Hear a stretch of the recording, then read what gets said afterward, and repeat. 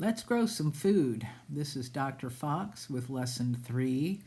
In case these photos haven't indicated to you, these are all things you can grow in the wintertime indoors.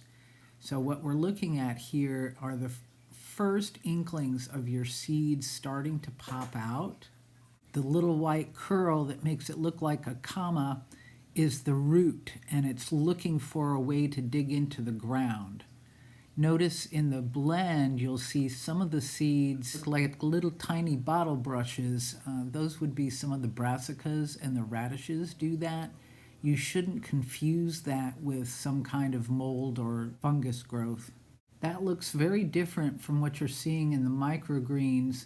These look like they're much smaller, but actually it's because all that root growth has a place to sink in.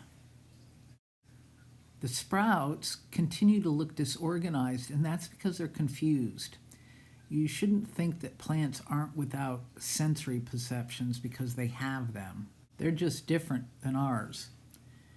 When you look at these that are given something more structural even than that paper, these look like normal seedlings. What kind of senses do plants have, you might ask? Phototropism means that they are guided toward the light. The cotyledons will move towards the light, and that means there's some kind of rudimentary vision. If they have enough light, the seedling will be of a normal size to support the leaves that are to come. With microgreens, we want them to actually be taller. I'm actually going to cover these up for a couple of days. They get just a little bit more leggy. Meanwhile, with our hydroponic starts, these guys are, remember, sitting on the heating pad. Now that will also make them grow taller. And now at day 7, these are ready to eat. They've been ready to eat for a day or two. But I wanted you to see what really leggy seedlings look like. If you plant for the ground and it looks like this, just throw it away and start again. Okay, so it's been a few days, and these are at the point now where I need to start moving them into a system. But I wanted to give you some close-up looks here because what we really wanted to learn was the difference in these cotyledons so that you can learn to identify these plants. So this was the radish. See how big the cotyledons are? 2 of them, obviously. The center bud is there, but it's way too small for you to see right now.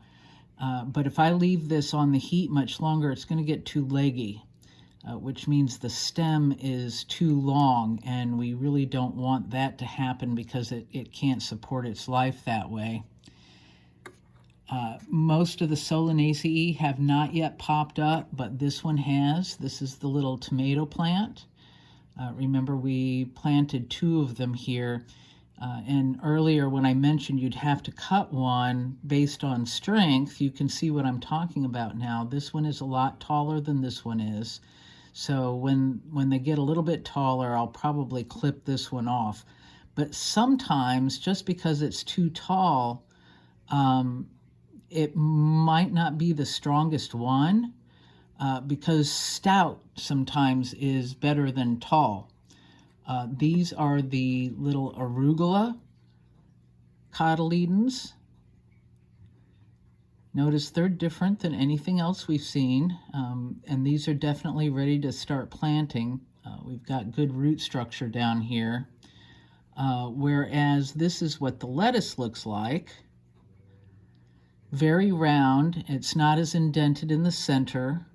See, the true leaves are starting to come up here. This is my least favorite planter. It came with a clear lid, which is bad news for hydroponics, so I stuck it all up with duct tape. And the pump is in an inopportune place. It does have one advantage, and that is that it gets really, really tall. I kind of wanted you to see the process, just filling it up with water, making sure it's not too cold.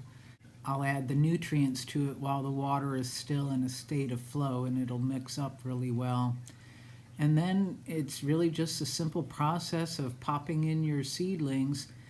And you can see it's taken a full 8 days for these to get ready. Had I waited to put seedlings in until I emptied one, I would be 8 days behind in production. So I'm going to end up having my pepper and tomato plants in here. I'm going to put the lettuce and arugula in now, and then I'll move those once the tomatoes and peppers start getting tall. Don't be afraid to move stuff. When you've done this long enough, you kind of learn that some things get a lot of tangled up roots, like lettuce gets a lot of tangled up roots, whereas peppers have surprisingly small root structure. But you can always trim some of the roots too. Just don't be afraid to experiment with it. Now we're on day 10 with the microgreens. I uncovered them last night. You can see that when they were covered, they popped up a little bit. You want them to pop up with microgreens because you have to trim them, and you don't want the cotyledons to be too close to the paper. That's it for the water-based seedlings. Move on to lesson 3, part 2, and we'll go through and look at the peas.